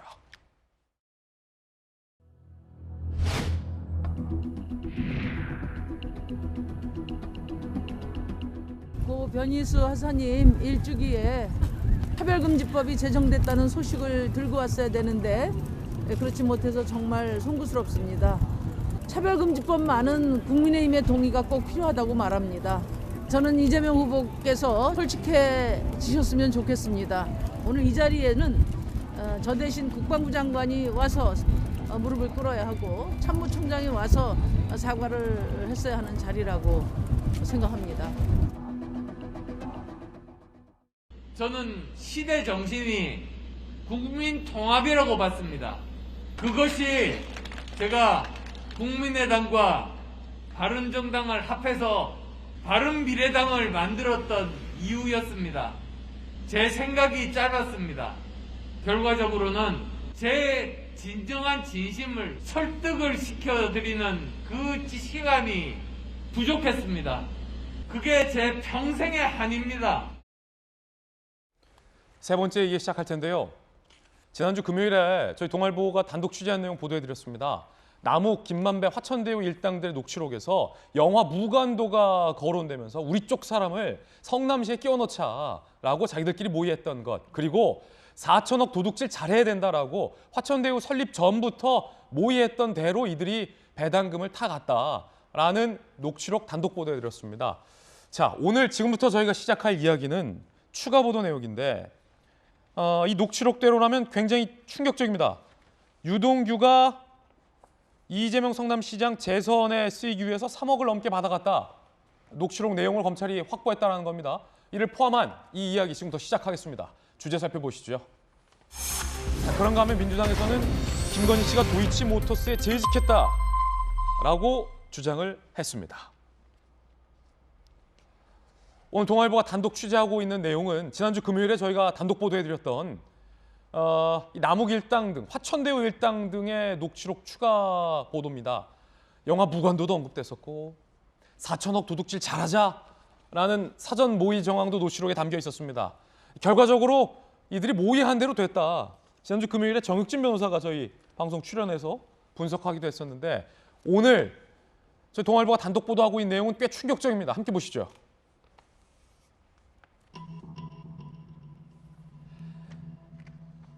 유동규가 이재명 시장 재선 선거 자금으로 3억 6천만 원을 받아서 썼다라는 진술. 이 진술이 반드시 사실이라고 단정할 수 없다라는 말씀 미리 드리면서 동아일보 보도 내용 보시죠. 검찰이 파악하기로 이 보도대로라면 분양대행업체 대표 이모 씨가 22억 5천만 원을 남욱에게, 남욱이 12억 원을 김만배에게, 김만배가 3억 6천을 유동규에게 준 것으로 들었다. 검찰 진술했다는 겁니다. 구체적으로 어디에 사용했는지 알지 못하지만 시기상으로 이재명 시장의 재선 선거 자금으로 사용했을 것으로 추정된다라고 남욱 변호사가 일단 검찰에 진술했다는 겁니다. 그리고 이들의 녹취록 속에 재선과 관련된 이야기가 등장합니다. 유동규가 남욱에게 시장님 재선 후에 어떤 도움이 되는지 서로 상의해 조율하자. 유동규가 남욱에게 죽을 때까지 너하고 나 이제 한 몸 아니냐. 유동규가 남욱에게 다 알아서 짜서 완판만 얘기해줘라. 시장님에게 보고할 테니까. 대장동은 네가 마음대로 해. 그냥 하고 돈이나 좀 만들어달라. 라는 녹취가 오늘 동아일보 보도로 보도됐습니다. 남욱, 유동규는 공사에 복귀하기 위해 이재명 후보의 선거 운동을 엄청 열심히 했다. 저희들도 유동규 도와 댓글 부대도 동원하는 등 선거 운동 열심히 했다라고 검찰에 진술을 했다라는 게 동아일보 보도 내용입니다. 동아일보뿐만 아니라 오늘 조선일보의 다른 단독 보도 내용도 잠시 후에 이야기 나눠보겠습니다. 일단 여기까지 한번 들어보죠. 정혁진 변호사님. 네네. 이게 뭐 녹취록이 어디까지 있는지, 남욱 변호사가 검찰에 뭘 진술했는지, 어디까지 진술했는지가 차근차근 지금 하나씩 나오는 것 같은데, 동아일보 보도대로라면 남욱이 진술했다. 김만배가 유동규에게 3억 6천을 줬고 시기상 이재명 재선에 쓰였던 것 같다. 그리고 동아일보가 추가로 보도한 내용들을 보면 유동규가 남욱에게, 김만배에게 여러 가지 녹취록에서 이재명 시장 재선을 위해서 뛰었다라는 내용들이 나온다라는 게 동아일보 보도인 거죠. 그러니까 참 의형제나 뭐 그와 유사한 사람들끼리 어떻게 저렇게 계속 녹음하면서 살았는지 모르겠다는 생각이 의형제를 들고. 맺었으면서 네네. 어떻게 이렇게 녹음했냐? 아니 그다음에 이제 제가 놀란 게 이 녹취록이 2013년도 녹취록이라고 제가 그 보도에서 봤는데 2013년도에 어떤 일이 있었냐? 2월 달에 성남 도계공 설립하는 조례가 통과가 됩니다. 그다음 이제 9월 달에 이제 성남 도계공이 드디어 설립이 됐는데 그 중간에 공소장에 따르면 유동규 씨가 남욱 등으로부터 3억 5,200만 원을 받아요. 그래가지고 지금 구속이 되어 있는데 저는 그게 그 돈인가 처음에 그렇게 생각했는데 그게 아니란 말이죠. 해가 넘어가가지고 2014년도에 어떤 일이 있었냐면은 지방선거가 있었고 그다음에 이재명 시장이 다시 재선이 되지 않습니까? 그때부터 이제 대장동이 확정이 돼가지고 본격적으로 시작이 돼서 2015년 1월 달에 문제가 됐던 그 뉴질랜드 호주 출장이 있었고 2015년 2월부터 본격적으로 그야말로 이제 화천대유 설립되면서 대장동이 되고 있는데 이 녹취록에 따르고 그다음에 그 남욱 변호사 이야기에 의하면은 2014년 선거 즈음 해가지고 큰 돈이 왔다 갔다 했다는 거예요. 예. 어떤 돈이냐면은 그 분양 대행업자 이모 씨라고 하는 사람으로부터 남욱 변호사한테 무려 22억 5천만 원이 2014년 5월부터 9월까지 사이에 전달이 됐다라는 것이고 그다음에 그 돈이 남욱 변호사가 다 갖고 있었던 게 아니라 그중에 12억을 김만배 씨한테 보냈고 김만배 씨가 지금 문제가 되는 유동규한테 3억 6천만 원을 보냈는데 그 3억 6천만 원의 용처가 어디냐? 그게 굉장히 의심스럽다. 그러면서 이 보도는 지금까지 알려졌던 것처럼 유동규가 1억 원 받았다라는 것과 별도의 그 이전의 별도의 금액이군요. 네, 다른 돈이고 그런데 여기서 끝났다고 해도 좀 이상하다 했을 텐데 남욱 변호사가 자기 사견인데 뭐라고 추정을 했냐면 이 3억 6천만 원이라고 하는 돈이 2014년도에 있었던 이재명 성남시장의 재선에 선거 자금으로 쓰인 것이 아니냐 본인 스스로가 의심을 한다는 이야기니까 그런 사람 남욱 같은 사람이 의심을 한다라고 하면 저희 같은 사람은 그게 합리적인 거라고 생각하지 않을 수 없는 거 아니냐 이런 그 생각이 드니까 이게 굉장히 어떻게 보면 이재명 후보를 직접적으로 겨냥할 수도 있는 그런 아주 충격적인 내용이 아닌가 저는 그렇게 판단이 됩니다. 예, 정혁진 변호사님 의견이었고요. 이거 녹취록과 남욱 변호사의 진술이다라는 점 말씀드리고 지금 유동규가 녹취록에서 남욱 등에게 이재명 시장 재선을 위해서 너랑 랑 최선을 다하자라고 한 것도 유동규의 진술이 나와 있는 상태다라는 말씀 드리겠습니다. 그런가 하면 오늘 조선일보에서도 녹취록과 관련된 단독 보도를 이어가고 있는데 남욱 변호사가 검찰에 내가 일찍 귀국했다면 여당의 대선 후보가 바뀔 수도 있었겠네요 라고 얘기를 했다는 겁니다. 2021년 10월 22일 미국에서 귀국해서 체포돼서 그때 막 뉴스 특보했잖아요. 막 장발의 남욱 변호사가 귀국해서 검찰에 체포된 그 장면 아마 많은 국민이 기억했을 때 그때 제가 한국에 일찍 들어왔으면 여당 후보가 바뀌었을 수도 있겠네요. 무슨 말이냐? 제가 하는 말이나 녹취록이 일찍 공개됐으면 후보가 바뀌었을 수도 있겠다는 생각이 들어서요 라고 얘기를 했다라는 겁니다. 자, 이게 무슨 뜻일지 조선일보가 더 녹취록과 관련돼서 깊게 들어가는데 그 내용 살펴보시죠. 하나하나씩. 의형제에 이어 이재명 복심과의 친분 정황. 김만배가 정진상, 김용 씨와 만난 것으로 알고 있다. 그들 대화가 이재명 시장에게 전달되는 것이냐라고 검사가 묻자 그럼요, 그렇게 알고 있다. 유동규가 이재명 시장에게 말하고 싶은 내용이 있으면 진상이 형한테 말아봐야지 라고 하는 것을 종종 들었다. 유동규가 이 시장에게 말하고 싶은 내용이 있으면 이재명 후보의 측근인 정진상 씨에게 진상이 형한테 말해봐야지 하는 것을 종종 들었다 라고 검찰에 얘기했다는 겁니다. 잠시만요. 이 장면이 한 가지 덧붙이자면 검찰이 남욱에게 들었다라는 내용을 조선일보가 보도하고 있는 것이므로 사실인지 아닌지 기사의 진위 여부를 파악해야 되고 사실이라 하더라도 남욱 변호사가 유동규의 발언을 듣고 검찰에 진술한 것이다 않은 내용이다라는 거 다시 한번 말씀드립니다. 그리고요. 정민용 공모지침서 시장실 가서 직보, 이재명이 대장동 민간업자 이익을 걱정, 이거 언론 나가면 이재명 낙마하겠다고 했다. 라고 자기들끼리 얘기를 했었다라는 것도 검찰에 남욱이 진술했다라는 보도인 겁니다. 그리고 정영학 씨의 녹취록 속에 이런 대목도 등장을 합니다. 그 대목도 함께 살펴보시죠. 김만배가 유동규에게 네 돈 네가 가져가는 건 야 형이 뭐라고 그러냐? 그런데 가져가는데 걸리지 않게 가져가야지. 너 이거 걸리면 4명 다 죽는다. 뭘로 방어할래? 이게 현금 1억 원, 수표 4억 원 건의 다음 날이다. 조선일보 보도하고 있습니다. 대선 전에 큰 돈이 움직이면 남들이 볼 거라고 조선일보 보도하고 있습니다. 이 돈은 앞서 동아일보가 보도했던 3억 6천만 원 돈 의혹과는 별개의 돈이다라는 점 말씀드립니다. 김은혜 의원님 어떻게 보십니까? 시청자 여러분들이 볼 때 너무 많으실 것 같아요. 근데 이제 뭐 한마디로 하면 판도라의 상자가 열리고 있는 거죠. 그리고 박범계 법무장관도 이 녹취록이 400시간이나 되는데 상당히 심각한 내용이다라고 얘기한 바가 있습니다. 줄여서 얘기하면 그 많던 녹취록, 검찰은 누가 다 숨기고 저렇게 물 위에 기름 뜨듯이 아주 최소화해서 기소를 시켰을까요? 내용을 요약해 보자면 결국 이재명 후보의 재선 2014년 전후로 해서 큰 돈이 들어왔다는 거고 그 돈을 재선 자금으로 쓰였던 것 같다고 남욱이 유동규에게 들은 말을 검찰에서 진술했다는 거죠. 그리고 그 재선을 위해서 각각의 역할 분담이 있었는데 제가 봤던 녹취록에서는 성관이는 따로 남욱이나 정영학이 맡고 검찰은 김만배가 맡고 그리고 컨트롤 타워를 유동규 본부장이 맡아서 본인들이 움직였다라는 게 또 하나의 녹취록에 들어가 있습니다. 그런데 이 모든 걸 이재명 시장이 알았나? 그 부분과 관련해서는 제가 별도로 확인한 녹취록에서는 이재명 시장님이 유동규를 불러서 그림을 그려주면서 1,000억만 해결해. 그러면 나는 대장동은 관심 없어 라고 얘기했던 녹취록이 있습니다. 이게 그 많은 녹취록 중에 이재명 시장과 유동규 본부장과의 관계, 유동규 본부장이 측근이 아니라고 했지만 결국은 측근과 다름없이 불러서 그림을 그려준 건 무슨 그림을 그려주신 것이냐. 그래서 유동규가 남욱에게 했던 말을 이 남욱이 정영학에게 전달하는 녹취록을 제가 이따 회사 돌아가면 기자회견을 할 예정인데요. 자, 요 대목인데 시장님이 그림을 그려줬다. 요 부분이죠. 너하고 나하고만 알아야 된다.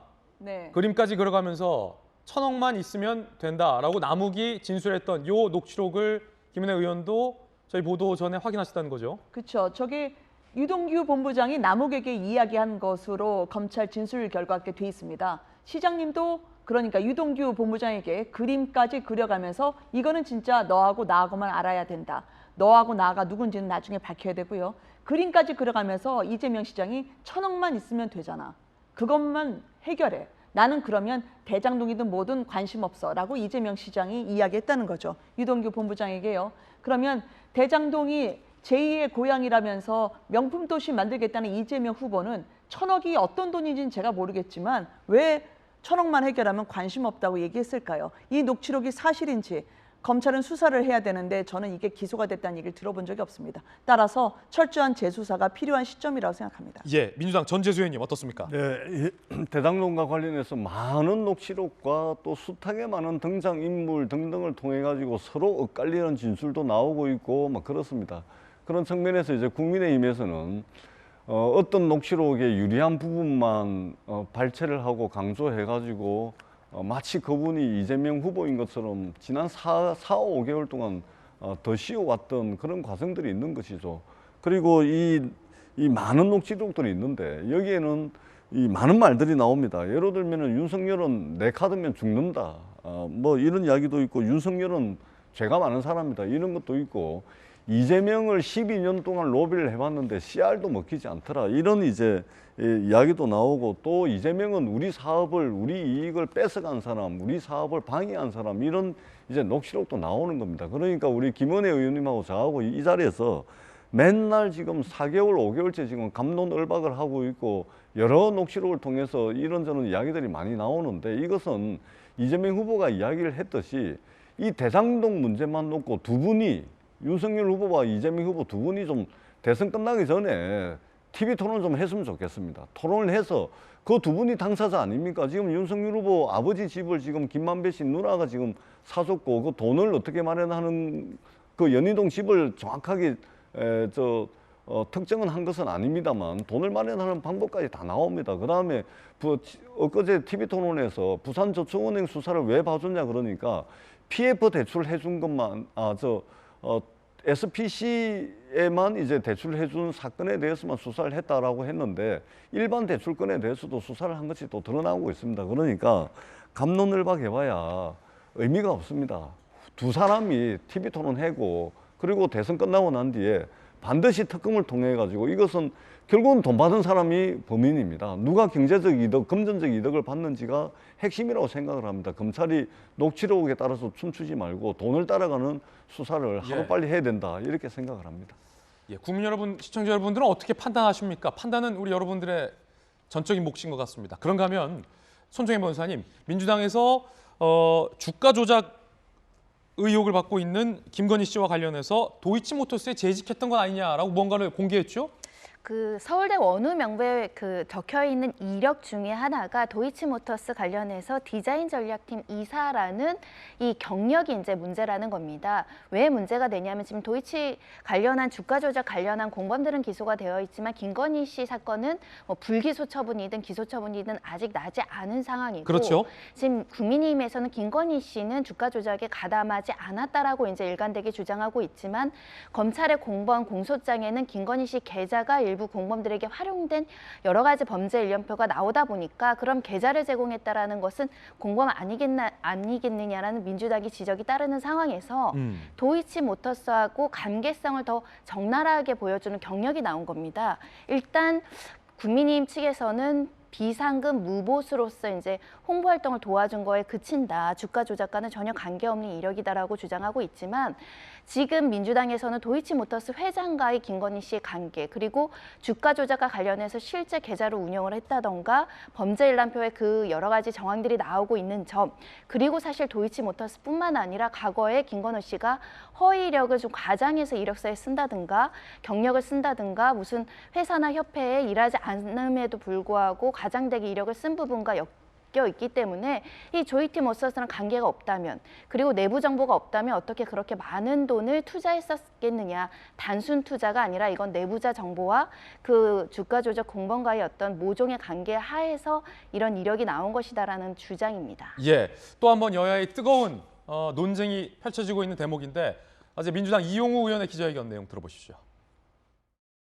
김건희 씨의 경력사항에는 현재 도이치모터스, BMW 코리아 공식 딜러사 제품 및 디자인 전략팀 이사라고 직함이 명확하게 기재되어 있습니다. 내부자 거래이고 단기 차익 매수 환수 대상입니다. 비상금 무보수 이사도 법률적으로는 미등기 이사입니다. 내부자가 작전 세력에게 계좌를 빌려주는 상상을 초월하는 일이 벌어진 겁니다.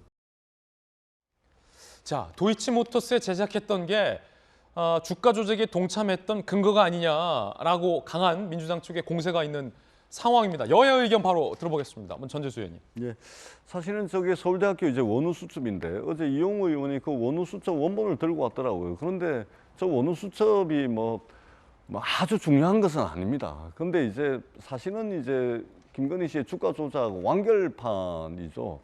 지금 이 도이치모터스 주가 조작을 했던 모든 사람 5명이 전부 구속이 되어 있습니다. 그다음에 여러 언론 보도를 통해 가지고 윤석열 후보가 지난번 TV 토론에서 전 국민이 지켜보는 과정에서 이전에 했던 도이치모터스 주가 조작 없었다. 2010년도 5월까지만 계좌를 공개하고 그 뒤에 다른 계좌가 없었다라고 이야기했던 그 입장에 대해서 완전히 이제 거짓말이라는 것이 이 TV 토론을 통해서 다 드러났습니다. 이미 검찰 공소장을 보더라도 범죄 일람표를 보게 되면 어떤 형식으로 주가 조작이 이루어지는지 꼼꼼하게 아주 명확하게 자세하게 계좌라든지 거래 내역이라든지 이런 것들이 다 나와 있습니다. 거기에는 위장 매매부터 시작해 가지고 굉장히 좋지 않은 이제 죄질이 좋지 않은 범죄인 통정 매매까지 그리고 김건희 씨 어머니 계좌까지 다 동원이 돼 가지고 이게 주가 조작이 아주 철두철미하게 이루어졌다는 것이 검찰의 공소장에까지 다 나와 있습니다. 그리고 윤석열 후보도 이미 TV 토론을 통해서 스스로 거짓말한 것을 다 국민들께 보여드렸지 않았습니까? 검찰은 물론 이제 대통령 선거를 며칠 앞두고 있지 않고 있기 때문에 대통령 후보자의 배우자라는 그 검찰의 부담이 있을 겁니다. 뭐 이전에도 그런 사례들이 좀 있죠. 그러나 이것은 대선이 끝나면 반드시 이거는 공범들이 다 구속이 돼 있고 이미 주가 조작 사실이 상당 부분 확인이 됐기 때문에 대선이 끝나고 난 뒤에 검찰에 철저한 수사가 있어야 된다. 그리고 대선이 끝나기 전에 윤석열 후보는 좀 사과를 하셔야 됩니다. 아까 유사시에 일본군 진입하는 문제도 마찬가지고 뭐가 드러나면 그냥 말 안 합니다. 그리고 이 작은 거짓말이 큰 거짓말을 또 낳는 이런 악순환을 거치고 있습니다. 다 드러나 있는 사실입니다. 하루빨리 사과하고 해명하셔야 된다. 이렇게 말씀을 드리겠습니다. 자, 도이치모터스 재직 의혹이 주가 조작 의혹의 완결판이다라는 주장. 그럼 야당의 김은혜 의원의 또 반박도 한번 들어보겠습니다. 김 의원님. 어느 회사에 무보수 비상근이사 하시는 분들은 다 긴장하셔야 될 것 같아요. 왜냐하면 그 회사 주가 조작에 연루됐다고 민주당으로부터 공격을 받을 수 있을 테니까 말이죠. 검찰이 2년 넘게 수사를 했죠. 지금 민주당에서 김건희 대표의 도이치모터스 얘기하는 거 보면 굉장히 중죄죠. 근데 왜 기소를 못했을까요? 그렇게 작정하고 달려들었는데 말이죠. 그렇게 중범죄에 대해서 기소를 했으면 벌써 했을 텐데 아까 범죄 일람표 같은 경우에도 기소했을 때 범죄 일람표이기 때문에 여기에 대해서 문제가 있으면 당연히 하지 않았겠습니까? 저는 광해에서 이미 먼지가 켜켜이 쌓여 있는 거 털어다가 이게 뭔가 주가 조작 혐의인 것 같아요 라고 하는 이미 시한이 지나버린 문서 갖고 무리하고 있다고 생각을 하고요. 그리고 이 주가 조작과 관련해서도 계좌를 5개 계좌를 사용했다는 것처럼 민주당이 말씀하시는데 그게 TS증권 갔다가 대우증권이나 혹은 다른 미래에셋을 갔다가 증권사를 바꾸면서부터 계좌가 바뀔 수밖에 없죠. 그러면 그에 따라서 계좌가 바뀐 걸 마치 한꺼번에 5개 계좌를 갖고 주물렀던 듯이 그렇게 이야기를 하는 건 앞뒤가 맞지 않다고 생각을 합니다.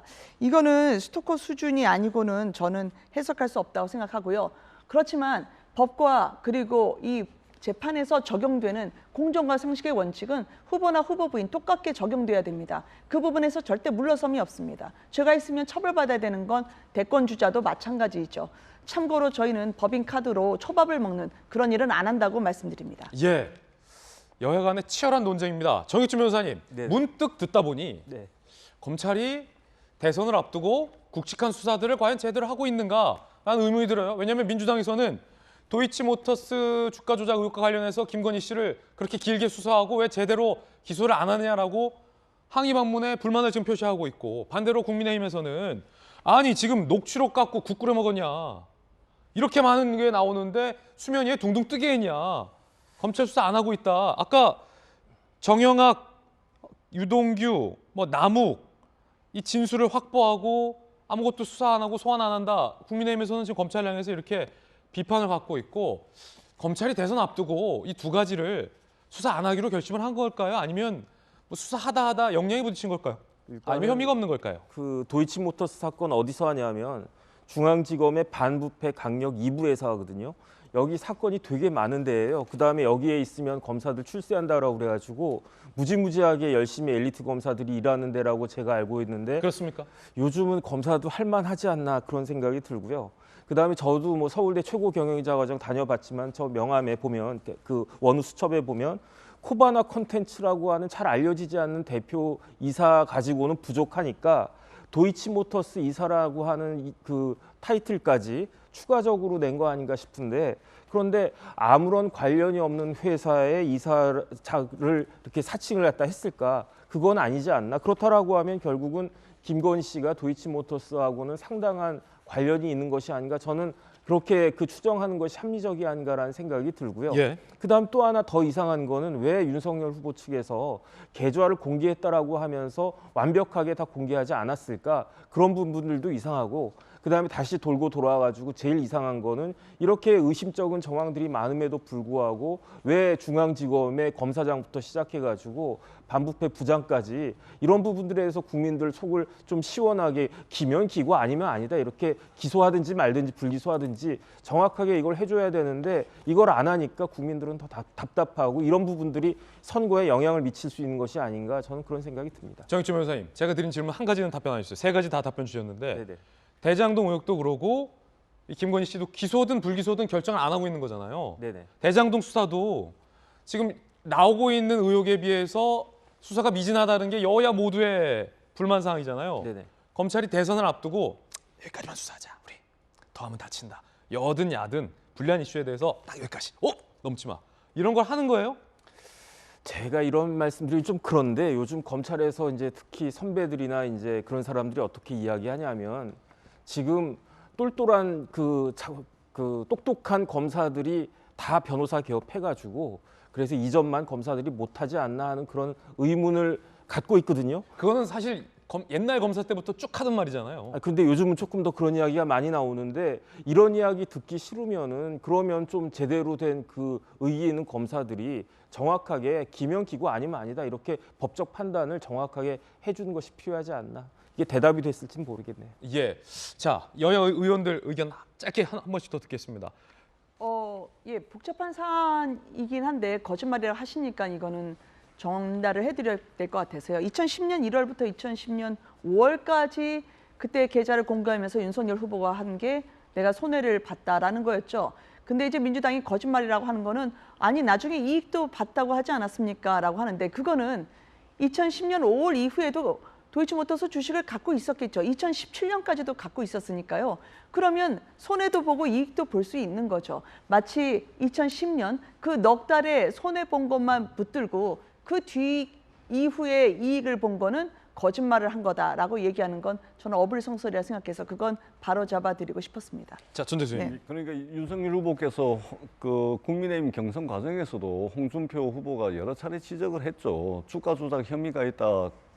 계좌 내역을 공개를 하시오 이렇게 했더니 2010년 5월까지만 신한정권 계좌에 대해서만 했지 않습니까? 그리고 4천만 원 손해보고 나왔다 이렇게 하는데 지금 다 드러나고 있지 않습니까? 신한정권 계좌뿐만이 아니고 하나정권, 미래에셋정권, 대신정권, DS정권 이 많은 정권의 김건희 씨 계좌를 통해 가지고 2010년도 10월 달부터 2011년도 1월 때까지 전체 한 17억 원 정도 매수를 해가지고 9억이 넘는 9억 4천만 원 가까이 되는 차익을 얻었다라는 매매 내역과 계좌 내역과 통정 매매, 위장 매매, 그 다음에 HTS 홈 트레이딩 시스템이죠. 그리고 전화 주문 이걸 통해 가지고 지금 검찰 공소장에 범죄 일람표에 지금 다 나와 있습니다. 그랬더니 국민의힘이 뭐라 그러냐면 검찰 공소장에 오류가 있다 이렇게 이야기를 합니다. 그러니까 바로 서울중앙지검에서 바로 반박을 하지 않습니까? 천만에 공소장에 오류가 없다 이렇게 이야기를 하고 있는 겁니다. 그러니까 이 사과할 것은 사과하고 책임질 것은 책임지겠다라고 이야기를 해야 되는 것이지 거짓말한 거 다 드러나 있고 계좌까지 다 드러나 있고 얼마의 차익을 받는지 범죄 일람표에 구체적으로 돼 있음에도 불구하고 저렇게 자꾸만 그러니까 이 2년 동안 수사했기 때문에 탈탈 털었기 때문에 문제 없다. 천만에요. 경찰 내사 보고서를 검찰이 수사를 안 한 겁니다. 예, 이 말씀을 드리도록 하겠습니다. 예. 시간 너무 앞서서 정익준 변호사께서 똑똑한 검사들 다 변호사 개업했냐라고 우회적으로 말씀 주셨지만 똑똑한 분들 지금도 검찰에 많고 예전부터 검찰에 많은 거 다 국민들 다 알고 있겠죠. 그에 부응하는 수사 결과가 필요하지 않느냐라는 생각이 듭니다. 60초 광고 후에 돌아오겠습니다. 러시아군의 공격 때문에 어린아이를 포함해서 우크라이나 국민 352명이 사망했다는 우크라이나 측의 이야기도 있었습니다. 이 명분 없는 전쟁 결코 용인돼서는 안 됩니다.